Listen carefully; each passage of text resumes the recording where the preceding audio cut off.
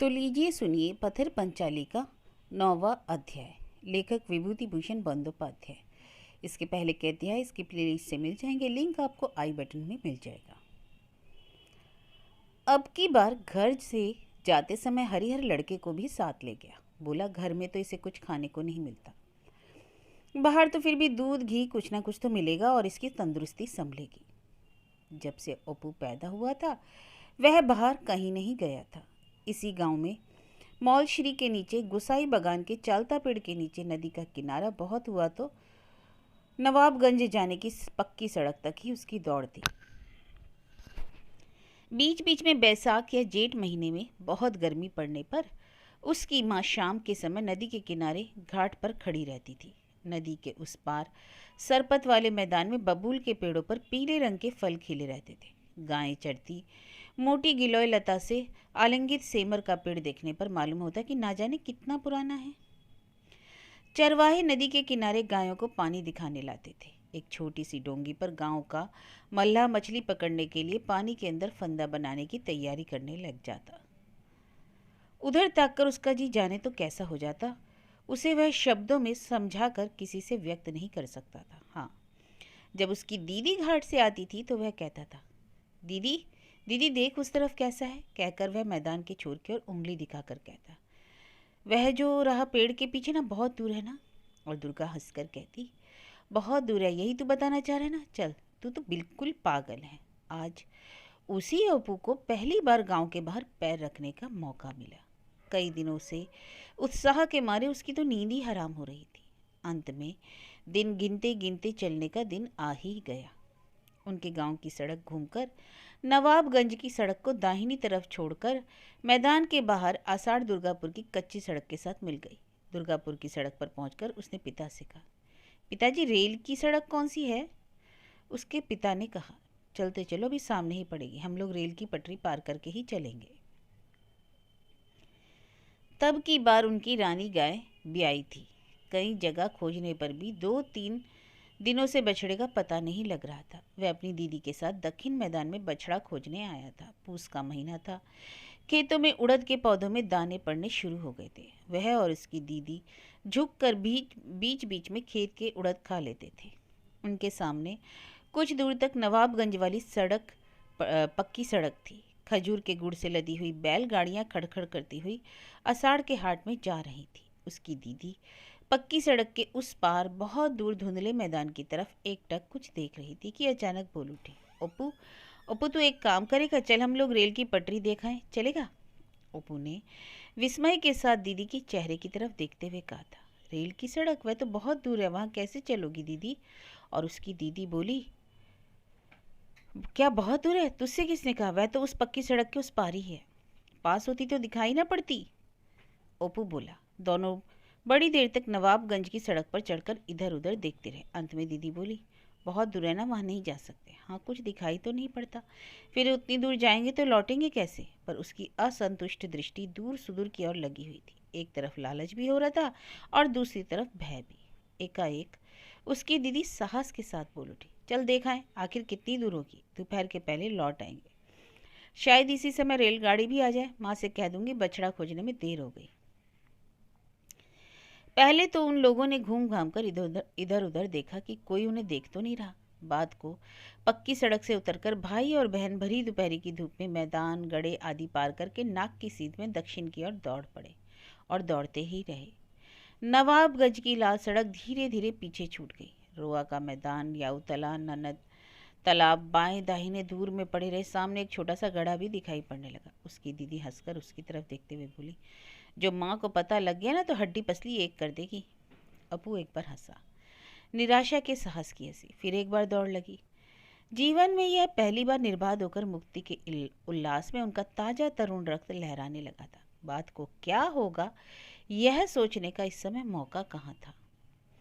बाद को जो कुछ हुआ वह बहुत अजीब था। बहुत दूर चलकर एक बड़ा सा पानी से भरा मैदान मिला जिसमें होगला और शोला के पेड़ थे। जिस पर दीदी रास्ता भूल गई। जिधर देखो उधर धान के खेत, पानी भरे मैदान और बेत की झाड़ियाँ थी। कहीं गांव नजर नहीं आते थे। बेतों की घनी झाड़ियों के अंदर चलना असंभव था। कीचड़ और पानी में पैर धंस जाते थे। धूप ऐसी चिलचिलाती थी कि जाड़े की ऋतु होने पर भी पसीना पसीना हो रहे थे। दीदी की साड़ी कांटों के कारण कई जगह फट गई। उसे अपने पैरों में 2-3 बार कांटा भी निकालना पड़ा। अब रेल की सड़क कौन कहे, घर लौटना ही समस्या बन गया। वे बहुत दूर निकल गए थे और पक्की सड़क भी अब दिखाई नहीं पड़ती थी। जब वे पानी में से गुजरकर धान के खेतों को पार कर बड़ी मुसीबत में पक्की सड़क पर पहुंचे तो दिन ढल चुका था। घर आकर उसकी दीदी ने ढेरों ढेरों झूठ बोले, तब जाकर उसकी और अपनी भाई की पीठ को बचा सकी। वही रेल की पटरी आज अनायास ही सामने पड़ेगी। उसके लिए ना तो दौड़ना पड़ेगा, ना रास्ता खोना पड़ेगा, ना ही डांट खानी पड़ेगी। कुछ दूर जाकर उसने आश्चर्य के साथ देखा कि नवाबगंज की पक्की सड़क की तरह एक ऊंचा रास्ता मैदान के बीच से चीरकर बहुत दूर निकल गया है। उसके किनारे पर लाल गिट्टियों के ऊंचे ढेर लगे हैं। सफ़ेद लोहे की खूंटियों पर जैसे एक साथ बहुत सी रस्सियां लगातार तनकर बंधी हुई है। जितनी दूर नजर जाती थी वे सफ़ेद खूंटियां और तनी हुई रस्सियां दिखलाई पड़ती थी। उसके पिता ने कहा, मुन्ना देखो वह रही रेल की सड़क। अपू एक छलांग में फाटक पार होकर पटरी पर पहुंच गया। बात को वह रेल की पटरी की दोनों तरफ विस्मय के साथ देखने लगा। ये दो लोहे बराबर दूरी पर क्यों बिछे हैं? क्या इन पर होकर रेलगाड़ी जाती है? क्यों? और गाड़ियों की तरह मिट्टी पर न जाकर लोहे पर से क्यों जाती है? फिसल नहीं जाती? क्या ऊपर जो रस्सियां मालूम पड़ रही थी उन्हीं को तार कहते हैं? उनमें सन सन की आवाज़ आ रही है। क्या तारों से खबर जा रही है? कौन खबर देने वाला है? कैसे खबर दी जाती है? क्या उधर स्टेशन है? क्या इधर भी कोई स्टेशन है? उसने कहा, पिताजी पिताजी रेलगाड़ी कब आएगी? मैं रेलगाड़ी देखूंगा। इस समय रेलगाड़ी कैसे देखोगे? दोपहर के समय रेलगाड़ी आएगी, अभी 2 घंटे की देर है। सो हो, मैं देखकर ही जाऊंगा पिताजी, मैंने कभी रेलगाड़ी देखी नहीं। ऐसा नहीं कहते, इसलिए मैं तुम्हें ले आना नहीं चाहता था। इस समय रेल कैसे देख सकते हो? 1 बजे तक बैठकर इस भयंकर धूप में कौन झिकेगा? चलो लौटते समय दिखा दूंगा। अंत में ओप्पू को आंसू भरी आंखों से पिता के पीछे पीछे चलना पड़ा। तुम चले जा रहे हो, तुम यह नहीं जानते हो कि डगर के किनारे ना जाने किस चीज़ पर तुम्हारी आंख पड़ जाए। तुम अपनी बड़ी बड़ी नई नई आंखों में विश्व को ग्रसने वाली क्षुधा लेकर चारों दिशाओं को जैसे निगलते हुए चले जा रहे हो। यदि तुम्हें अपने आनंद की दृष्टि से देखा जाए तो तुम भी एक नए देश के आविष्कारक हो। अज्ञात आनंद पाने के लिए सारी पृथ्वी को छान मारना ही पड़ेगा, ऐसी कोई बात नहीं।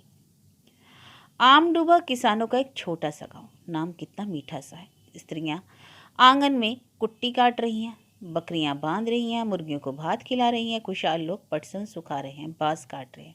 और देखते देखते गांव पीछे छूट गया और बाहर वाला मैदान सामने आ गया। गड्ढे में पानी हिलोरे रहा है। उड़ी धान के खेत में बगुले बैठे, पुरवीन के पत्ते और उसके खिलते हुए फूलों के मारे पानी दिखाई नहीं देता। खुले आकाश के साथ इतने दिनों तक उसे ऐसा घनिष्ठ परिचय प्राप्त करने का मौका नहीं मिला। इस 8 वर्ष के लड़के के सामने मैदान के उस पार के दूर देश ने अपने रहस्य का घूंघट उतार कर रख दिया। चलते चलते काफी देर हो गई। पिता ने कहा, तू मुंह बाए क्यों चलता है? जो चीज भी सामने आती है उसे देखकर मुंह क्यों बाता रहता है? चल जल्दी चल। संध्या के बाद वे अपने ठिकाने पहुंचे। शिष्य का नाम लक्ष्मण महाजन था। वह अच्छा भला किसान और खुशहाल गृहस्थ था। बाहर के छप्परदार बड़े कमरे में बड़ी आवा भगत के साथ बाप बेटे को टिकाया गया। लक्ष्मण महाजन के छोटे भाई की स्त्री सवेरे सवेरे पोखर घाट गई थी। पानी में उतरते समय उसने पोखर के किनारे नजर डालते हुए देखा कि केले के बाग में एक अपरिचित छोटा लड़का एक खपच्ची हाथ में लेकर बाग में इधर से उधर चहलकदमी कर रहा है। पागल की तरह मनी मन बड़बड़ा रहा है। वह घड़ा उतार कर पास आई और बोली, बेटा तुम किसके यहाँ आए हो? अपू माँ के पास ही शेर बना रहता था। बाहर वह बहुत ही छेपू था। पहले अपू ने सोचा कि वह यहाँ से रफू चक्कर हो जाए। बात को कुछ ले जाकर बोला, उनके यहाँ आए हैं। बहू ने पूछा, जेठ जी के घर पर? क्या तुम जेठ जी के गुरुजी के लड़के हो? अच्छा। बहू उसे अपने साथ अपने घर ले आई। उनका घर अलग था, लक्ष्मण महाजन के घर से कुछ दूर। बीच में पोखर पड़ता है। बहू के व्यवहार से अपू का संकोच चाहता रहा। वह कमरे के अंदर घुसकर घर की चीज़ों को कौतूहल के साथ घूर घूर कर देखने लगा। ओह, कितनी चीज़ें हैं! उसके घर पर तो इस प्रकार की चीज़ें ही नहीं। अच्छा, तो ये लोग बहुत बड़े आदमी हैं। कौड़ियों की अरगनी, रंग बिरंगे लटकते हुए छीके, ऊन की बनी चिड़िया, कांच की गुड़िया, मिट्टी के खिलौने, शोला के पेड़ और जाने क्या क्या। उसने 2-1 चीज़ों को डरते डरते हाथ से उठाकर देखा। बहू ने अभी तक लड़के के चेहरे की ओर ध्यान से नहीं देखा था। जब उसने उसे पास से देखा तो मालूम हुआ कि यह तो बिल्कुल बच्चा है। चेहरा 5 साल के लड़के की तरह कोमल है। ऐसी सुंदर सरल चितवन उसने और किसी लड़के की आंखों में नहीं देखी थी। ऐसा रंग, ऐसी बनावट, ऐसा मुखड़ा, मानो कूची से बनाई हुई बड़ी बड़ी निष्पाप आंखें। अपरिचित लड़के पर बहू के मन में मधुर ममता जागी। अपू बैठकर तरह तरह की बात कही करने लगा। विशेष रूप से उसने कल की रेल की पटरी वाली बात सुनाई। थोड़ी देर बाद बहू ने मोहन भोग बनाकर उसे खाने के लिए दिया। एक कटोरी में ढेर सा मोहन भोग। इतना घी पड़ा था कि उंगली घी से तर हो गई। अपू जरा सा मुंह में डालकर दंग रह गया। ऐसी अपूर्व वस्तु तो उसने इससे पहले कभी नहीं खाई थी। मोहन भोग में किशमिश क्यों पड़ी है? माँ के बनाए हुए मोहन भोग में कभी किशमिश तो नहीं होती। घर में वह जब तब मचलकर माँ से कहता था, आज मोहन भोग माँ बनाओ ना। उसकी माँ हंसकर कहती, अच्छा उस दिन तैयार कर दूंगी। बाद को वह सूजी पानी में उबालकर जरा गुड़ मिलाकर पुलटिश की तरह एक चीज़ तैयार करके कांसे की फूलदार तस्तरी में सामने रख देती। अपू उसी को इतने दिनों से खुशी के साथ खाता आया। मोहन भोग ऐसा होता है, इसका तो उसे स्वप्न में भी ख्याल नहीं था। पर आज उसे मालूम हुआ कि इस मोहन भोग में और माँ के मोहन भोग में तो जमीन आसमान का अंतर है। साथ ही साथ माँ पर करुणा और सहानुभूति से उसका दिल पसीज गया। शायद माँ बेचारी जानती ही नहीं कि इस तरह का मोहन भोग होता है। उसे अस्पष्ट रूप से कुछ ऐसा झलक गया कि उसकी माँ गरीब है, वे गरीब है, इसलिए उनके घर ढंग का खाना पीना नहीं होता। एक दिन मोहल्ले के ब्राह्मण पड़ोसी के घर अपू को न्योता मिला। दोपहर के समय उस घर की एक लड़की अपू को बुला ले गई। रसोई घर के बरामदे में बहुत प्रेम पूर्वक पानी छिड़ककर पीड़ा डालकर अपू को खाने के लिए बिठाया।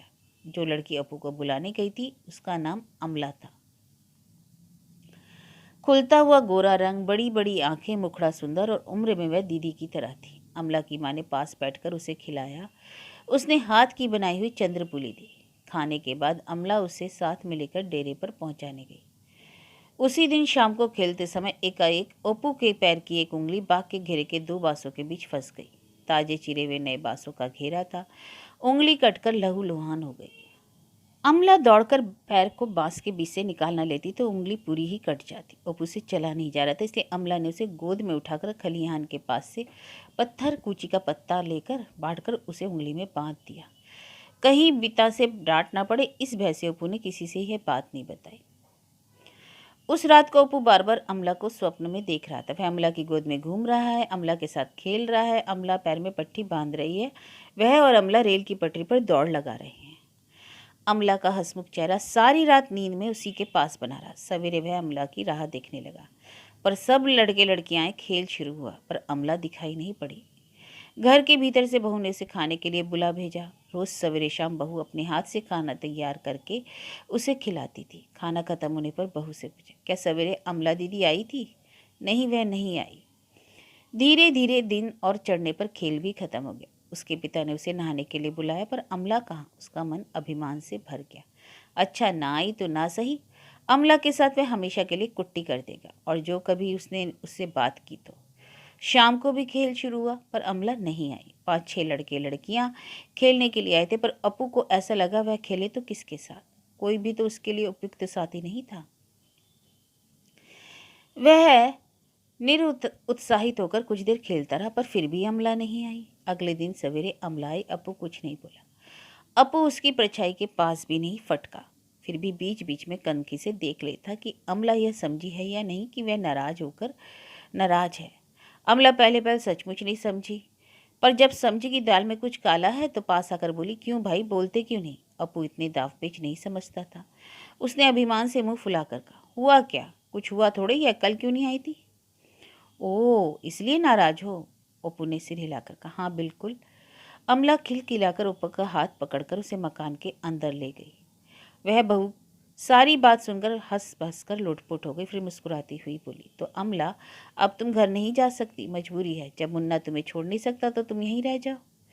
बहू की बातचीत के ढंग से अमला कुछ कुछ समझकर लज्जा के साथ प्रतिवाद करती बोली, जो तुमने ऐसा किया तो फिर तुम्हारे घर।